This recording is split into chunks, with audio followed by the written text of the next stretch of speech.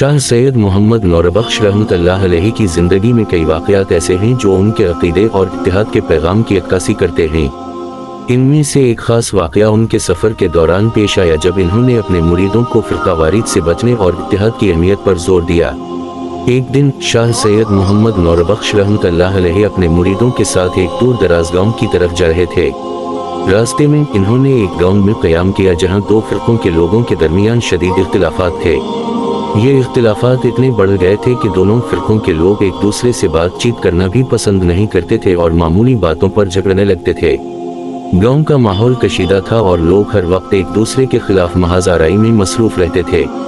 शाह सैयद मोहम्मद नौरबख्श रहमतुल्लाह अलैहि ने इस सूरत-ए-हाल का मुशाहिदा किया और दिल में महसूस किया कि इन्हें यहाँ रहकर लोगों को इत्तिहाद और भाईचारे का पैगाम देना चाहिए।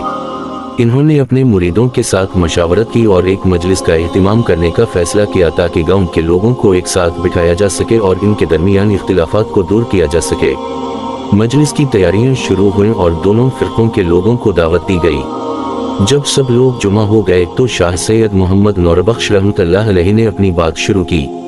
इन्होंने कुरान और हदीस की रोशनी में इत्तिहाद की अहमियत पर जोर दिया और बताया कि इस्लाम का असल पैगाम मोहब्बत, अमन और भाईचारा है।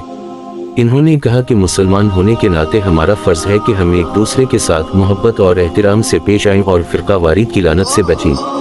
इन्होंने बताया कि अल्लाह के नज़दीक सबसे बेहतरीन वो है जो तक़वा और नेकी में सबसे आगे है, न कि वो जो किसी ख़ास फ़िरक़े से ताल्लुक़ रखता है।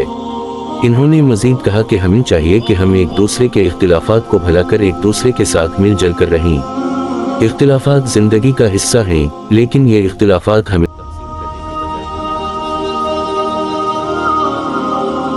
इन्होंने कहा कि फ़िरक़ावारीत इस्लाम के बुनियादी उसूलों के ख़िलाफ़ है और ये हमें कमज़ोर करती है।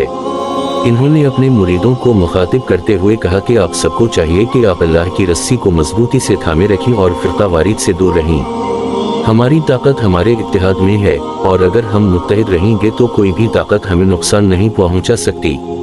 इन्होंने कहा कि हमें अपने दिलों में मोहब्बत और भाईचारे का जज्बा पैदा करना चाहिए और एक दूसरे की मदद करनी चाहिए। शाह सैयद मोहम्मद नौरबख्श रहमतुल्लाह अलैहि की ये बातें लोगों के दिलों में घर कर गईं।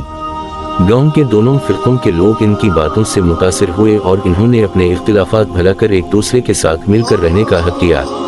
इन्होंने इस बात का भी अहद किया कि वो आइंदा किसी भी किस्म की फ़िरक़ावारीत को फ़रोग़ नहीं देंगे और इस्लाम के पैगाम मोहब्बत और अमन को अपनाएंगे। शाह सैयद मोहम्मद नौरबख्श रहमतुल्लाह अलैहि की ये कहानी हमें सिखाती है कि इत्तिहाद में ताकत है और फ़िरक़ावारीत से बचना कितना ज़रूरी है। उनकी तालीमात आज भी हमें याद दिलाती हैं कि हकीकी ईमान और इस्लाम की रूह मोहब्बत, भाईचारे और इत्तिहाद में मुज़मिर है। इनका ये पैगाम आज के दौर में भी इतना ही अहम है जितना कि उनके ज़माने में था।